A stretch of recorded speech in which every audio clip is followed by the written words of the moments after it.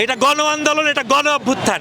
52 সালের পর থেকে এ যাবৎকালে যতগুলো গণ অভ্যুত্থান হয়েছে, এটা তার মধ্যে সবচেয়ে বড় গণ অভ্যুত্থান। আইয়ুব খান ইয়াহিয়া টিকতে পারে না, হাসিনা এত বড় গণহত্যা করে হাসিনাও টিকতে পারবে না। একজন সাধারণ জনগণ হিসেবে আমরা এই কথা বলতে চাই। আজকে তারা বলছে বিএনপি জামাত পুলিশের ড্রেস পরে এসে গুলি করেছে। কয়দিন পরে শুনবো প্রধানমন্ত্রী ছিল না, এটা খালেদা জিয়াকে প্লাস্টিক সার্জারি করিয়ে এনে বুঝি এই বক্তব্য দেওয়া হয়েছে। হাস্যকর কথাবার্তা আর বইলেন না। আপনাদের দিন শেষ, আপনাদের পতন হবে। এই আন্দোলন সাধারণ মানুষের আন্দোলন ছিল, সাধারণ ছাত্রদের আন্দোলন ছিল। এখানে বিএনপিও ছিল না, জামাতও ছিল না, কারোর কোনো বেইল নেই। এবং সামনে যদি এই আন্দোলনের পরে বিএনপি বা জামাত কেউ যদি ক্ষমতায় আসে, তাদেরও একই দশা হবে। আমরা বাংলাদেশের জনগণ একটা বর্ণ কথাও আর বিশ্বাস করি না।